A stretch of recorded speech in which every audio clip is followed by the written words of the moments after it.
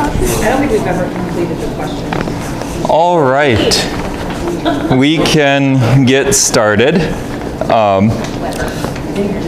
So you guys mentioned completing the questions. I told the group on Tuesday morning that, you know, a lot of you actually enjoy talking about them. And I wish that it wouldn't be a foreign thing to think about inviting someone over to talk through questions about Bible study. And they don't even have to be my questions. I mean, I don't think mine are that great. Most of mine are, I try to write them in a way that makes you think about what it means, and not just like flip back pages and look up answers, because you should be capable of flipping pages. As they would say, you know, when you go to university, that if you're in second or third grade, you look back and you find the answer and you copy it from one spot to another spot, but eventually you have to learn to think why that's the answer. Like, what's going on? Why does this apply? And some of the questions, especially that surround the inclusion of Gentiles in the church, are difficult for us because we're not familiar with the context. You know, none of us are first century Pharisaical Jews. At least I don't think so. No one's raising their hand. So that part is different. We're going to finish chapter 14. I only brought one copy of 14, so if you have it from last week, you can look at it. If you don't, you're up the creek without a paddle. Or maybe you're in the creek. So this is the end of their first mission. They go from, I want to say it's Perga and Italia, which were these port cities on the Mediterranean, and they go north to Pisidian Antioch, and then to Iconium, and then to Lystra. And Lystra is the place where that priest of Zeus and the people come to offer sacrifice to them, and they get kind of frustrated, and then they leave after they yell at them for a little while. And Paul gets stoned and dragged out of the city.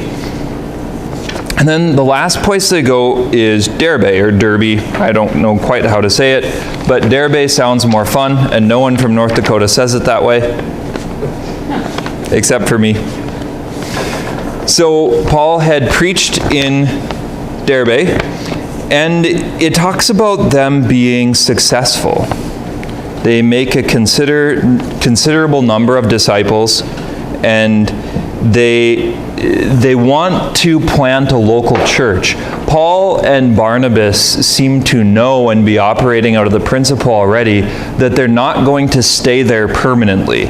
They're on a mission. They're eventually going back to Antioch. They return to the same cities on their way back. So they go back through, and that's kind of interesting because, anyone want to venture a guess as to why? Well, they wanted to see if the churches they built were still going, I would guess. They wanted to see if they were still going. I think that could be part of it. That thought hadn't even occurred to me.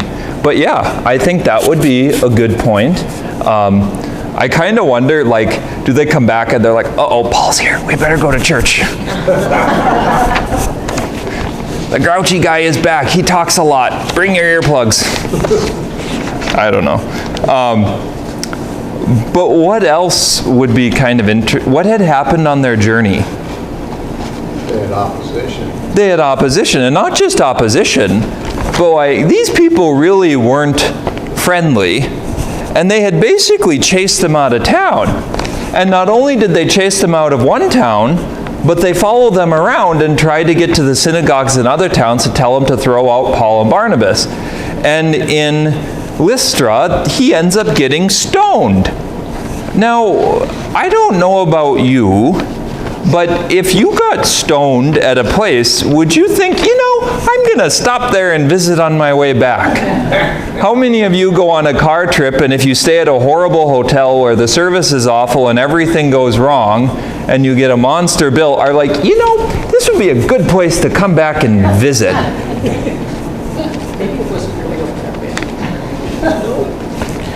you might say it wasn't that bad, but he actually got stoned and they thought he was dead. And they drug him out of town. That's pretty dead. But it seems like maybe on their way back, instead of preaching publicly, they do more preaching privately. That they're not engaging in the same kind of public debate. You could say the first round was to sow the seed more widely. The second round is to sort of come back and weed the garden.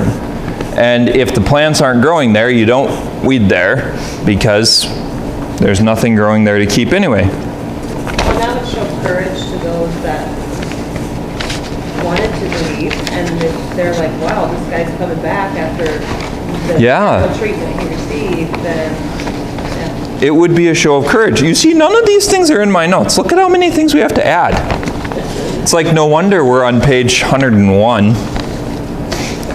I didn't think when I started this that I was going to write a book almost as long as the one you're reading. Paul exhorts the disciples to persevere, that we undergo many trials. And I think this is so important to remember because it's the opposite of the world we live in. It's the opposite of the culture we live in. That the kingdom of heaven is found at great cost and great price. That it's not the lazy river that floats to heaven. It's not do nothing and you will arrive at the great gates. It's more like pack everything you can on your shoulders and it still won't be enough and you have no hope of success, but God is calling you, so go. And somehow He provides for what you need along the way. Paul emphasizes the importance of following up. It's not just the preaching of the gospel. And sometimes this can happen as we think more about evangelization. Like it's not enough to invite people to Mass once or invite them to practice their faith once. Because if you're a new Catholic, or you're not even Catholic yet, and you come to a Catholic church, it's kind of big and scary, and you need someone to hold your hand because there's all these responses and all these prayers, and you don't know what it is, and then there's communion, and there's all these other things. And so a huge piece of evangelization and proclaiming the gospel isn't just sharing the message the first time, but you have to decide to be friends longer term. You have to decide to reach out and to continue to do the work. They establish presbyters in each church.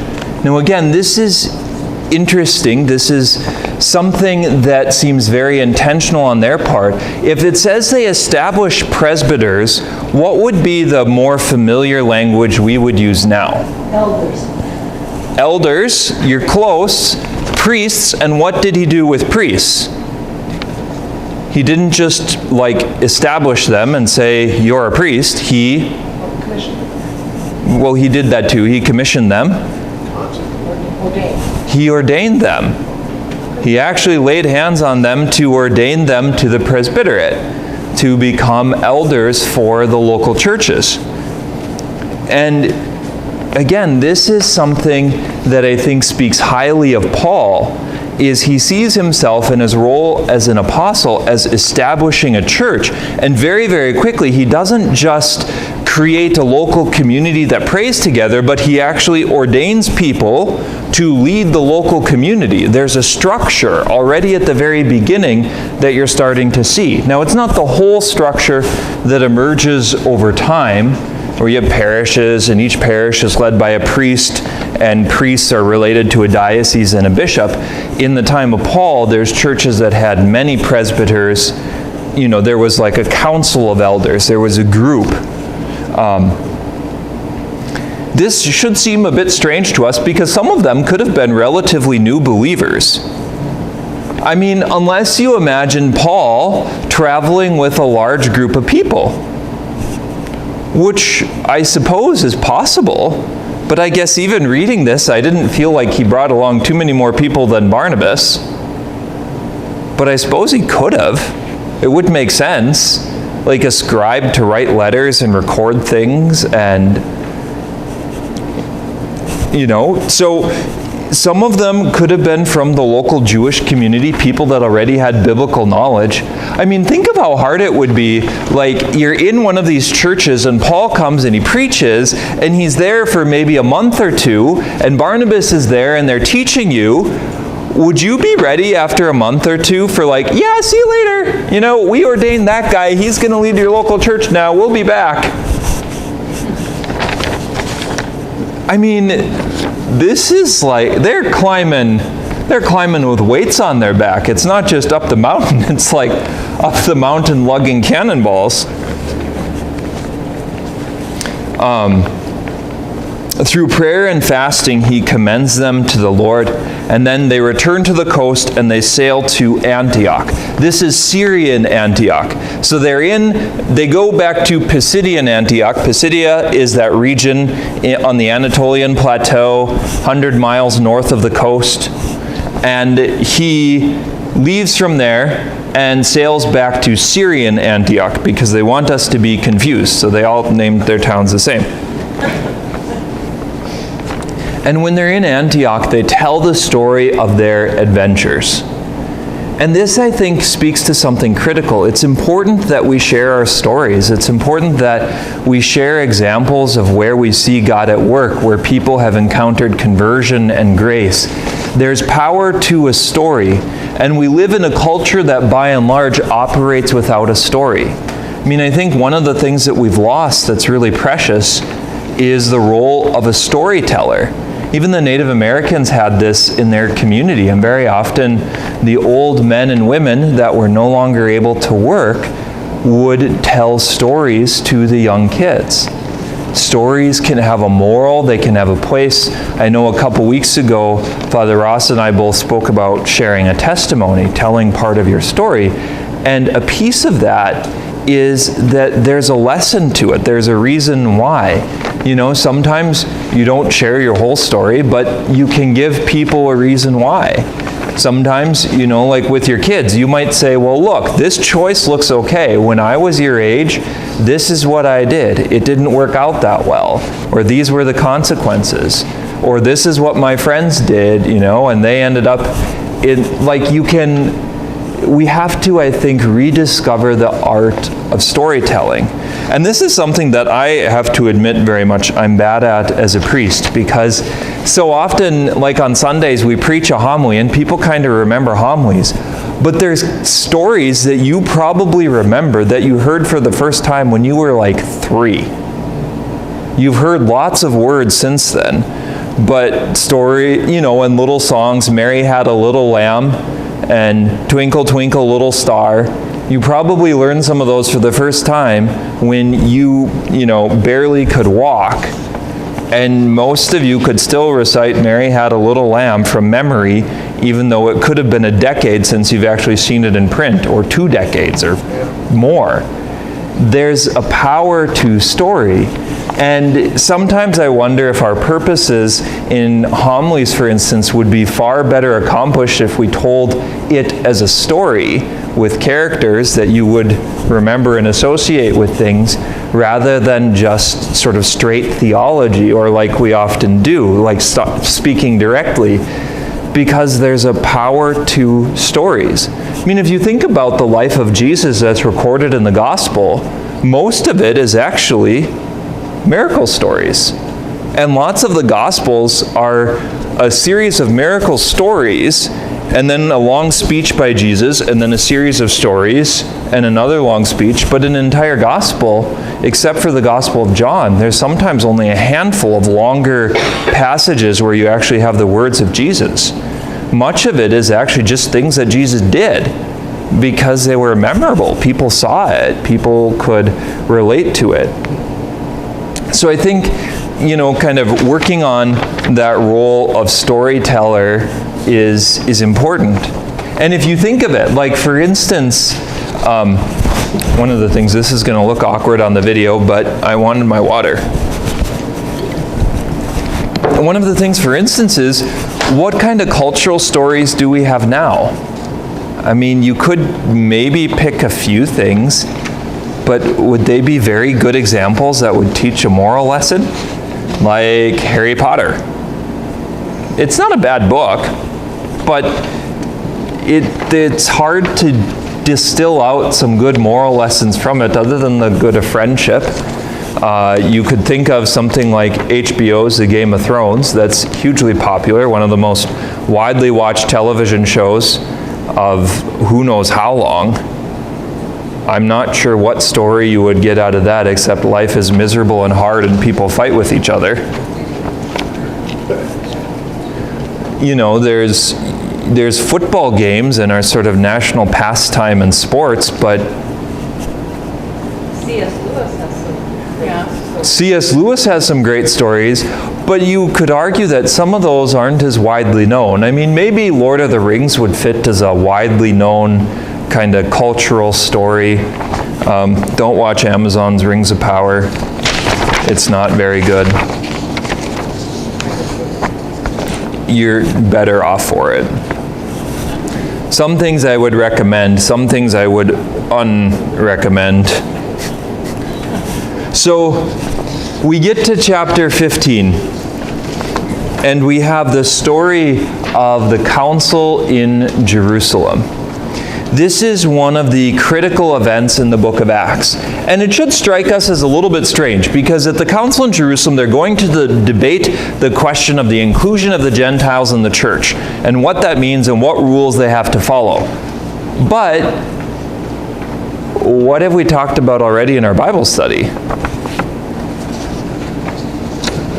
Well, the church is universal, it doesn't matter. The church is universal, and that theme comes about when Peter goes to meet Cornelius, right? I mean, at least in your mind, didn't that kind of settle the question? Like, Peter had this dream, he interprets the dream about the inclusion of the Gentiles, and then he goes and he finds Cornelius and his family, and he preaches, they receive the Holy Spirit, and they're baptized. Like, at least in my mind, like, okay, God spoke, he solved the problem.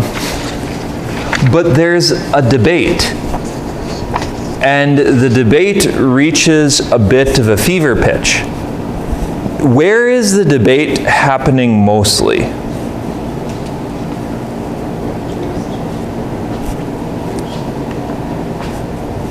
Be brave. Jerusalem. In Jerusalem. No, it doesn't seem like it. Guess again. Where are Paul and Barnabas? In Antioch. Syrian Antioch. And that was one of the places where we talked about earlier, there was this challenge of the Hellenistic Jews, like the Greek speakers who had converted to Judaism, and they're a little bit intense about their Jewish fervor, and that's where Paul preaches, and he sort of gets kicked out of the city at night and flees to the coast and then sails away, because he and Barnabas, you know, there's a whole history in Antioch. And now Paul and Barnabas are back, and they're talking about their success among the Gentiles, and how many Gentiles are receiving the gift of grace, how many Gentiles are becoming part of the church. And in the book of Acts, what would you expect the people to feel?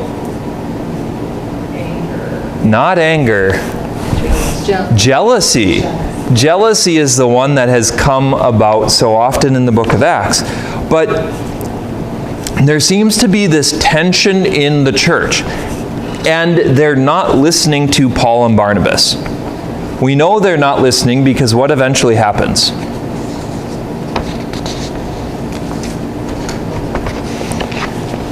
They send Paul and Barnabas to Jerusalem to ask the other apostles.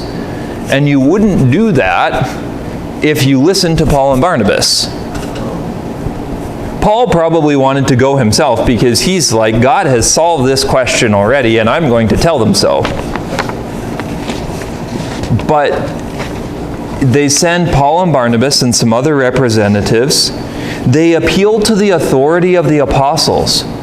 Now again, this I think is so important for the way that we understand the church, because already in the book of Acts, there's an appeal to authority. Someone has authority to decide questions. In this case, the authority lies with a council of the apostles in Jerusalem. These men who are established as witnesses, who have this office of apostleship, witnesses to the resurrection. So questions are being asked. We need someone who can speak on issues, who can solve the problem, because it's not actually all that clear. Jesus doesn't say directly which Jewish practices you must follow and which Jewish practices you shouldn't follow. Now, as Christians, there's a whole set of Jewish practices that we think are absolutely essential, that we don't get rid of. Those lie in the realm of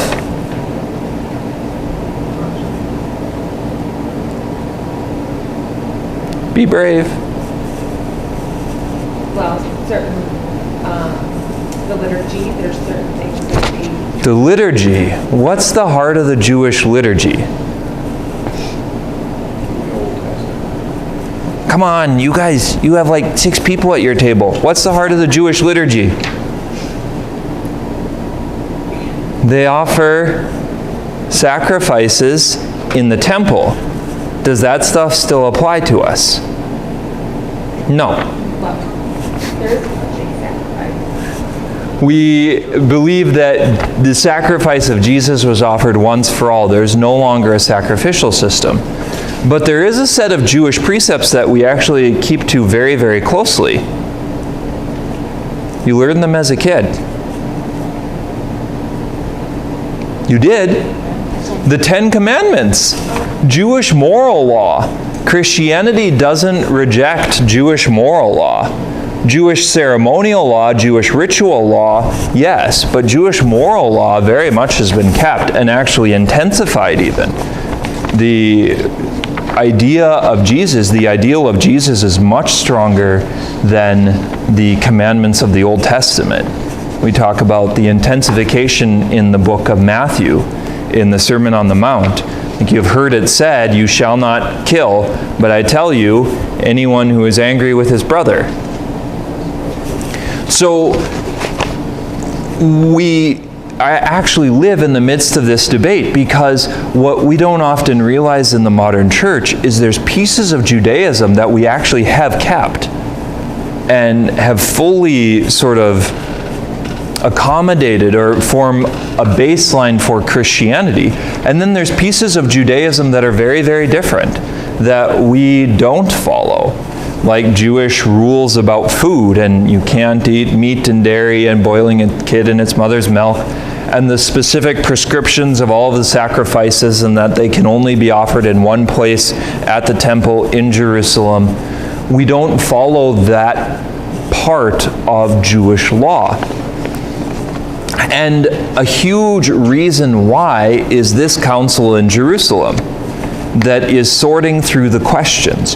And you don't feel it all, but the primary question of the early church is, where does salvation lie? Where does salvation come from? In Christianity, salvation comes from Jesus, who dies on the cross and offers himself for us. And we receive that gift of salvation through, don't say good works. We receive it through grace. It's a gift. We do receive it at baptism. We receive it as we believe, but it's received through faith. That's the language of the New Testament. Now, it's for the sake of good works. It needs to be effective. It needs to be manifest and visible. But the primary emphasis, first and foremost, is that it's received by grace, through faith. That it's a gift of God. And so that's the sacrifice of Jesus. Where would the early Jews say they find salvation?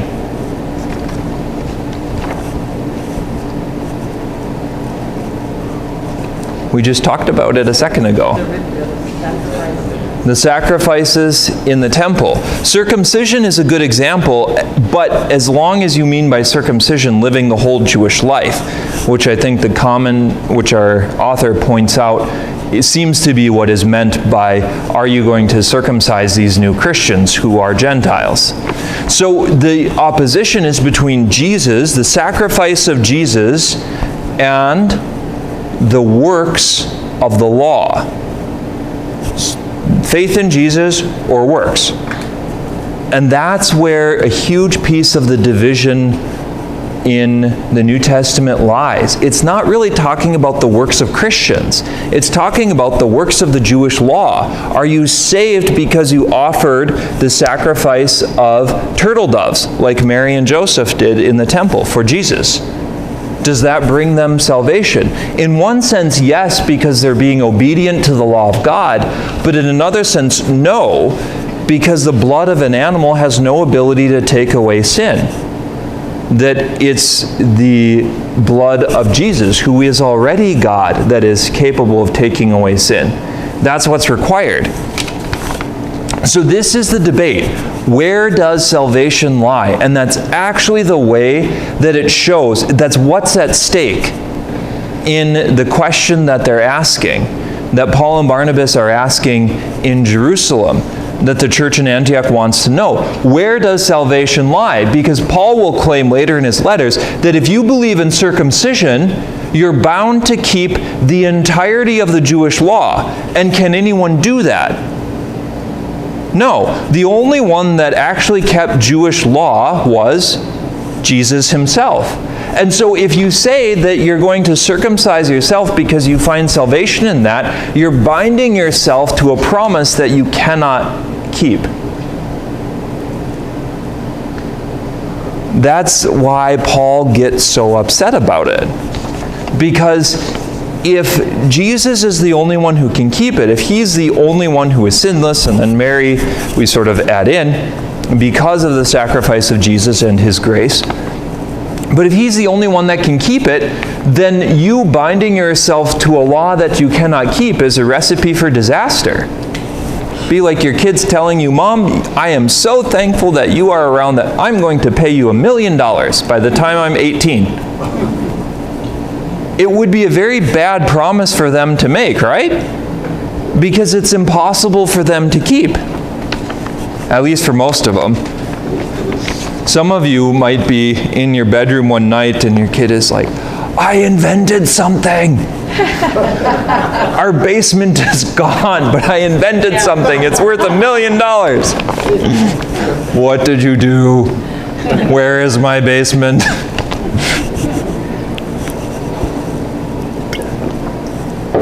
In our disagreements with people, I think one of the things that is really important to work at, and we have to strive for this is important for marriage and lots of other places, is to work so that it's not an oppositional system like either I win or you win.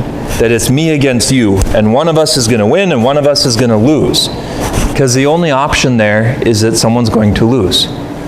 But a better perspective, what happens in the book of Acts, is seeking the truth together. That you might be coming from things in different perspectives. There's times where we have very different opinions and ideas, but it's a good way to frame it if you can see it as, let's stand next to each other and work toward the truth, which might mean that both of us have to give up on our positions. That actually happens in the book of Acts. They eventually compromise. They don't take all of Jewish law and they don't reject everything. They sort of do something in the middle to accommodate some of the Jewish sensibilities while still putting the emphasis on the sacrifice of Jesus.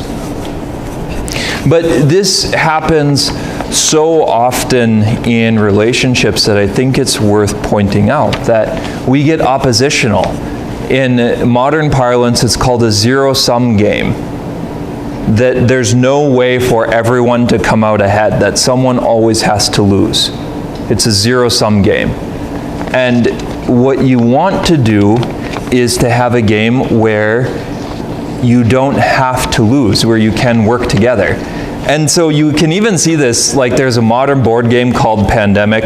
It's kind of creepy in light of COVID because it's it's about disease and how they spread. But one of the cool parts is you actually play it as a team, and you either win against the game or the game wins. But you win or lose together. And so it fosters a much greater spirit of camaraderie because it's not like either your son is going to win or your daughter's going to win, and whoever doesn't win is going to be upset. In this case, you either all win or you all lose. So in the Council of Jerusalem, Paul and Barnabas return from their journey. There's conflict with Christians from Judea. They say that you must be circumcised according to the Mosaic covenant to be saved. This is an earlier commandment of God himself, and I think he says to keep it forever. So it's a real question. Like, if God said to keep it forever, who are you to say no?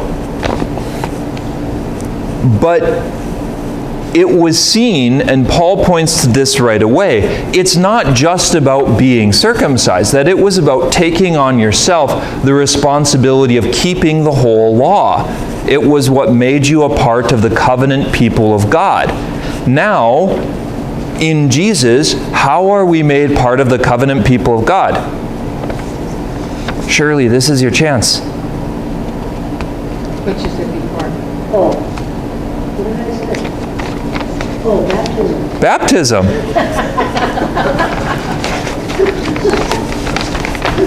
That we become part of the covenant people of God through baptism. And so what Paul is arguing is that has replaced circumcision, because once you are baptized, you are part of the covenant people of God. You don't need to become part of the covenant people of God in another way.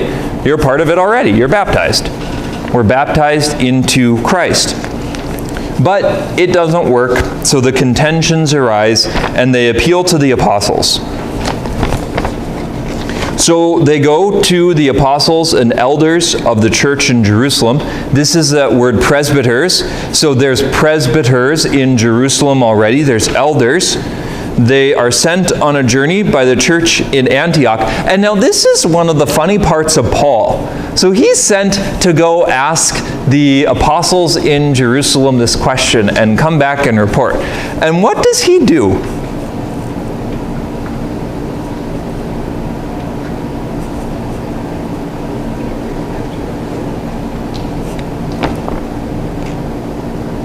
You guys don't even read my notes like the kids would. He talks to the people along the way. So he doesn't just go to Jerusalem. He's like the, marching band that's practicing as he marches down the road, like, look what we did, look how many Gentiles embrace the gospel, isn't it so exciting? And the people say, yes, and they rejoice. Be like, Paul, this isn't the agreement. You're supposed to ask the question, not proclaim the answer. He was politicking. So they respond with joy. They're welcomed by the apostles in Jerusalem, and they tell the story of their journey and Gentile conversions. And then some Pharisees come along who had become believers, and this is something that I think we have to take seriously. And this is one of the things that I struggle with, because you'll meet people who say things like this, and it's just bananas to me. Like, well, I grew up Lutheran and I became Catholic when I married my wife, and so I don't know these things.